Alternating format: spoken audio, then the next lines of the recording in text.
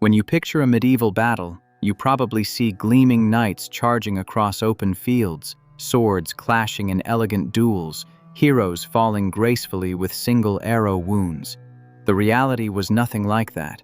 Medieval battles were chaos incarnate, brutal slaughterhouses where men fought through terror and exhaustion in conditions that would break most modern soldiers. The romantic image we carry today is a lie told by centuries of legend and Hollywood fantasy.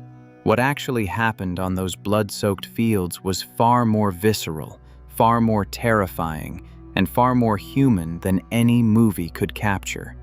This is what medieval battles were really like. Before swords ever met shields, before the first charge began, the battlefield assaulted every sense. Imagine standing in formation as dawn breaks, thousands of men packed together, waiting for the signal to advance. The noise alone would have been overwhelming. Not the clean clash of steel you hear in films, but a cacophony of sound that battered the ears and shook the chest. Thousands of feet tramping through mud. The creak and rattle of armor, chainmail jingling, leather straps groaning under weight.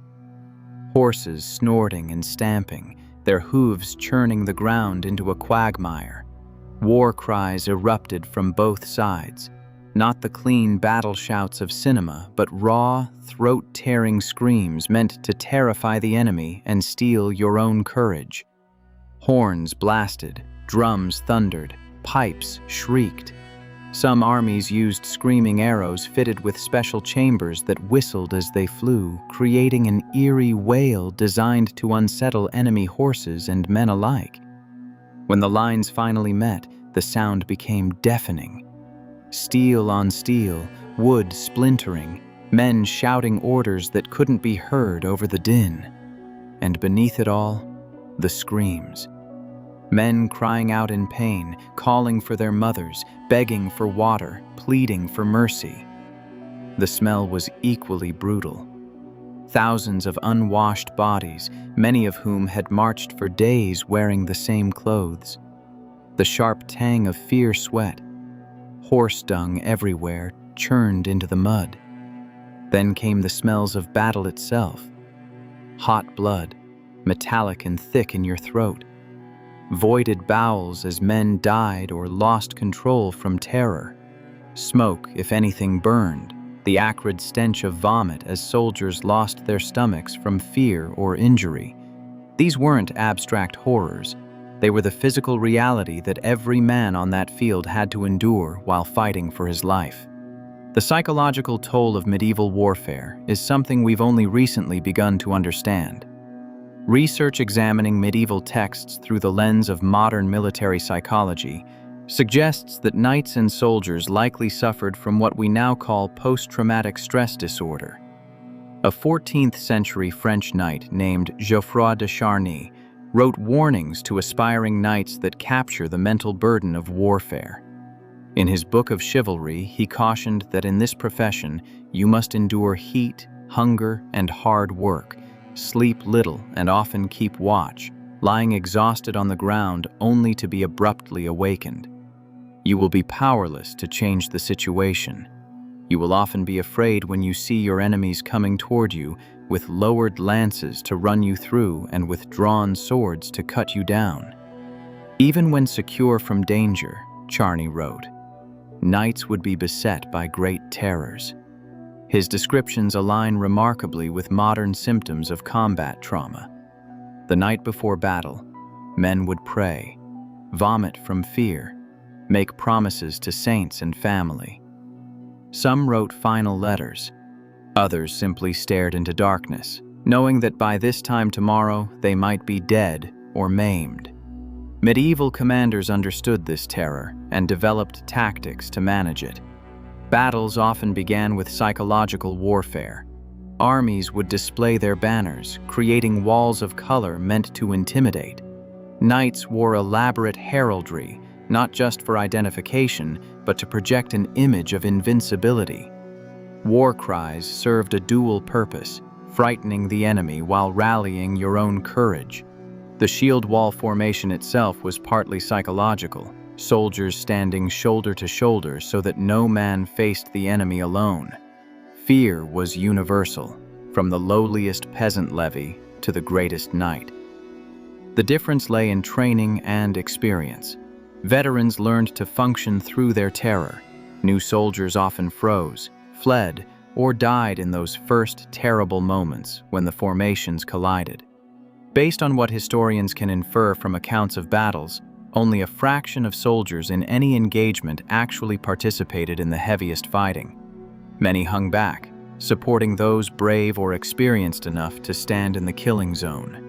Medieval armies were far more diverse than popular culture suggests.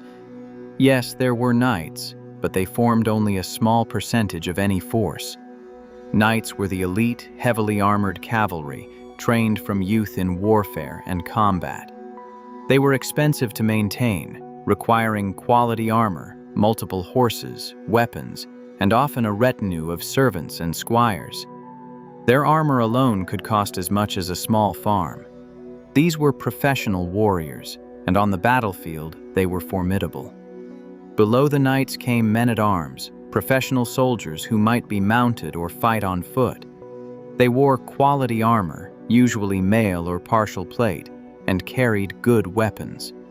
These men formed the backbone of medieval armies, skilled warriors who could hold a line and execute complex maneuvers.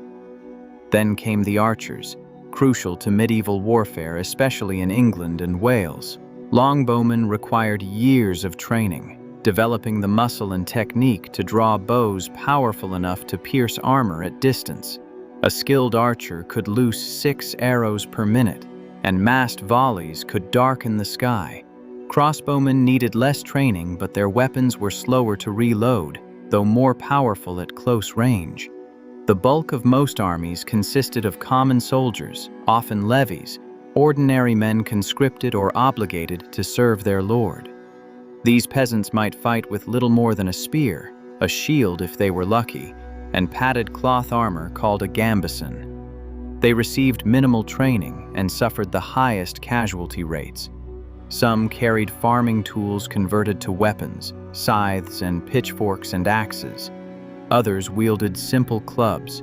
They were cannon fodder, thrown into battle to absorb arrows and tire the enemy before the professionals engaged. Despite their poor equipment, their numbers made them essential.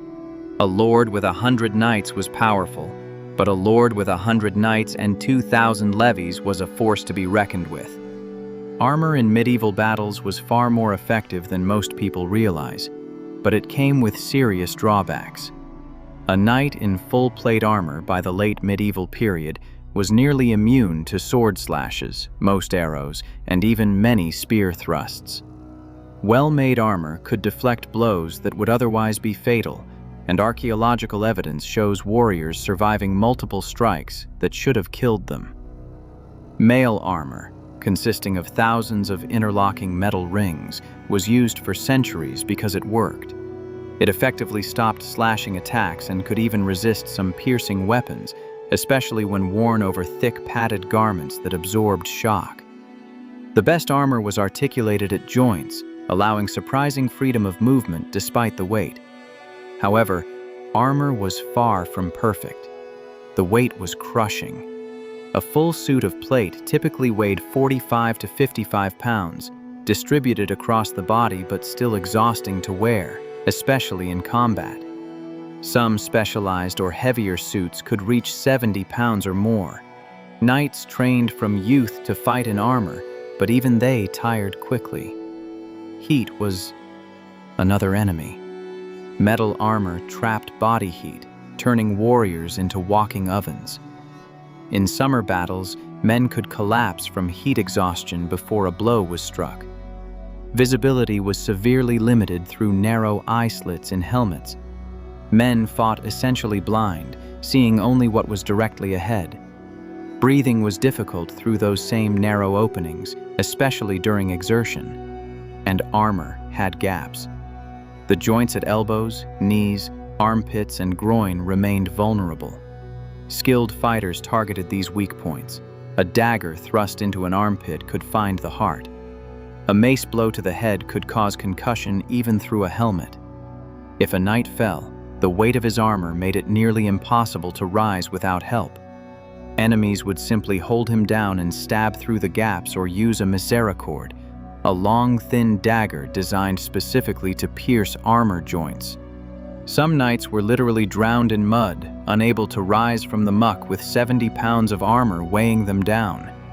Medieval weapons evolved in direct response to armor development. The sword, despite its iconic status, was often a secondary weapon on the battlefield. Swords were expensive, difficult to maintain, and increasingly ineffective against plate armor. They excelled in close-quarters combat and as status symbols, but other weapons dominated actual battles.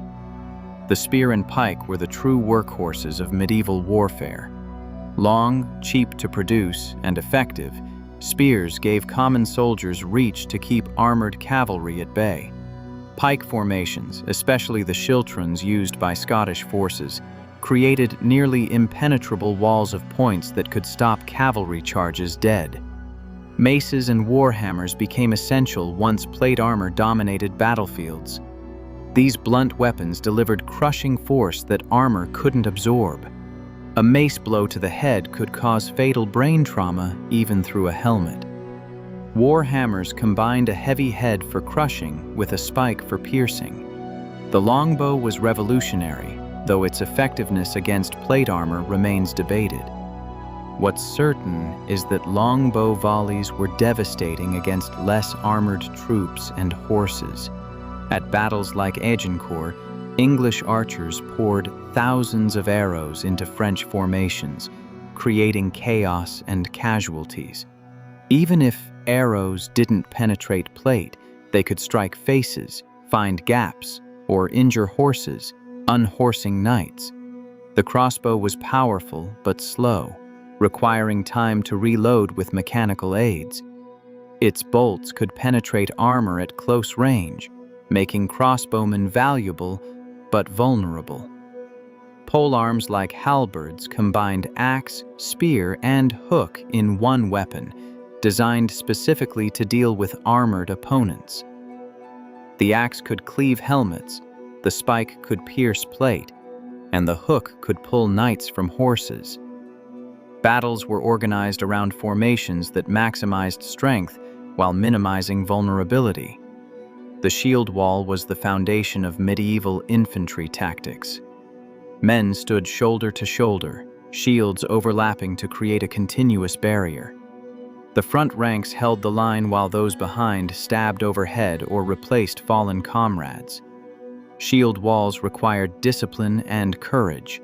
Once formed, the wall could withstand cavalry charges and missile fire, but if it broke, the formation collapsed into chaos and slaughter. The schiltron was a Scottish innovation, a dense circle or rectangle of spearmen with pikes pointed outward at all angles.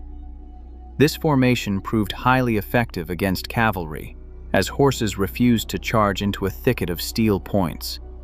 Scottish forces used schiltrons defensively at Falkirk and offensively at Bannockburn, where disciplined pike advances pushed back English forces.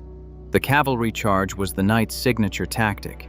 Mounted warriors would gather in formation, often in 3 ranks, then charge at full gallop, lances couched under arms to use the horse's momentum. A successful cavalry charge could shatter infantry formations and spread panic. But cavalry charges required flat ground, disciplined timing, and vulnerable targets.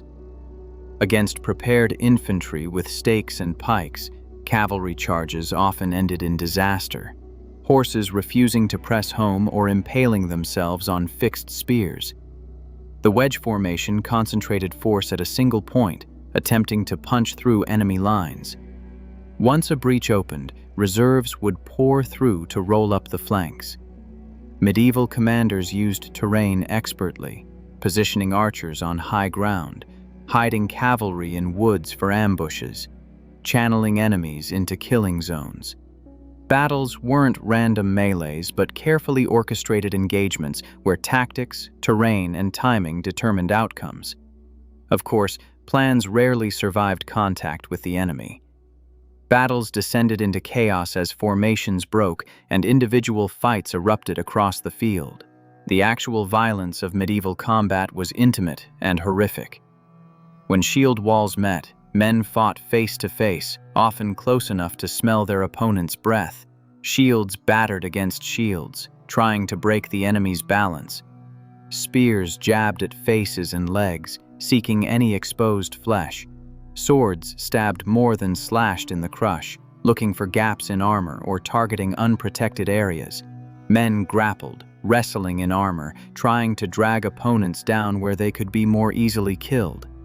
Once down, a soldier was vulnerable.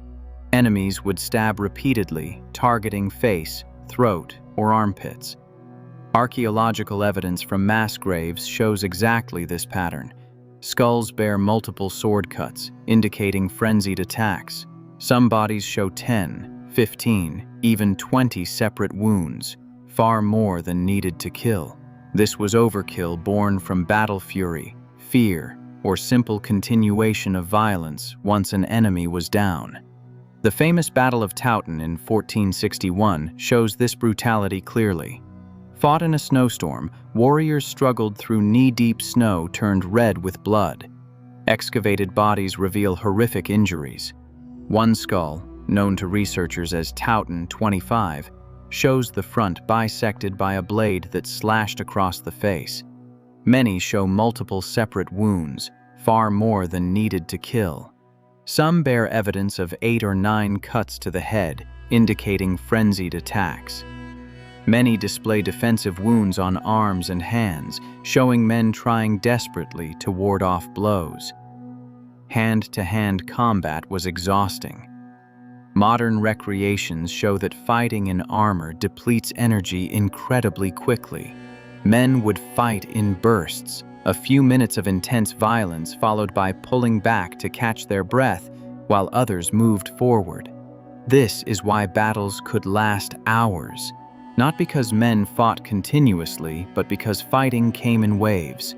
When formations broke, pursuit began. This is when most casualties occurred.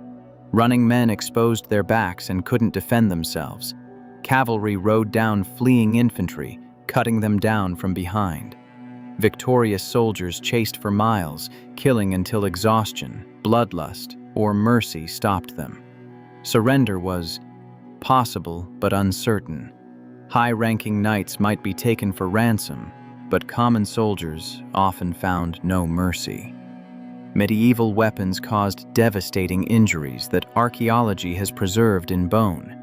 Skulls show sword cuts that split bone, mace impacts that shattered craniums, arrows embedded in vertebrae. Long bones bear cuts where limbs were hacked repeatedly. Some injuries were immediately fatal, blade strikes to the head or chest, arrows through vital organs, but many wounds were not instantly lethal. A slash to the arm or leg could cripple without killing. Abdominal wounds often led to slow death from internal bleeding or infection. Arrows created deep puncture wounds that might not kill for hours or days. Some warriors fought on despite horrific injuries. Adrenaline and shock allowed men to continue with broken bones, deep cuts, even arrows embedded in their bodies. Historical accounts describe knights with arrows protruding from their faces, still fighting before collapsing. The future King Henry V, as a 16-year-old prince, survived an arrow wound that penetrated 6 inches deep into his face beside his nose, lodging near the base of his skull. The arrowhead was extracted through a remarkable surgical procedure performed by John Bradmore, who designed specialized tongs for the extraction. Medieval medicine was limited but more sophisticated than often believed. Field surgeons could set bones, stitch wounds, cauterize bleeding with hot irons or boiling oil. They used herbal remedies to prevent infection, including honey, which actually does have antibacterial properties. Maggots were deliberately placed in wounds to eat dead tissue, a treatment modern medicine has rediscovered. Some lords provided physicians for their men. Records show Scottish commanders ensuring medical care for wounded soldiers, improving survival rates. Still, Many injuries that are treatable today were death sentences then. Infection was the great killer. Dirty weapons, unwashed wounds, and lack of antibiotics meant even minor cuts could turn septic. Blood poisoning killed slowly and painfully. Gut wounds were almost always fatal, internal infections setting in within days. Amputations were performed with saws and no anesthesia beyond alcohol or herbal preparations. Many died from shock or blood loss during surgery. Those who survived amputation faced infection risk and permanent disability. When the fighting finally ended, the battlefield became a scene of misery. The ground was churned mud, blood, and bodies. The wounded lay where they fell, some crying for help, others silent in shock. Priests moved among the dying, offering last rites and comfort. Surgeons worked frantically, trying to save who they could. The victors began the grim work of looting the dead. This wasn't considered dishonorable, but expected. Armor, weapons, rings, coins, anything of value was stripped from corpses. High-ranking prisoners were identified and secured for ransom. A captured duke or earl could be worth a fortune, enough to set up a common soldier for life. Knights who couldn't pay ransom might be held for years or even killed if deemed too dangerous to release. Common soldiers taken prisoner faced darker fates. Some were ransomed cheaply if their families could pay. Others were enslaved, sold, or simply executed. Medieval warfare showed little mercy to the defeated. Bodies of the fallen were often left where they lay for days. Eventually, mass graves were dug, enemies thrown together in pits with minimal ceremony. Sometimes the dead were simply burned. Scavengers, both human and animal, picked over what remained. Battlefields could take years to recover, bones turning up in fields for generations. For the survivors, life changed. Many bore permanent injuries, scars, missing limbs, damaged eyes, all visible reminders of what they'd endured. The psychological scars were invisible but equally permanent. Men who had seen friends butchered, who had killed in hand-to-hand combat, who had walked through fields of corpses, carried those memories forever. Some became hardened warriors, seeking out more battles. Others never recovered, plagued by nightmares and sudden terrors.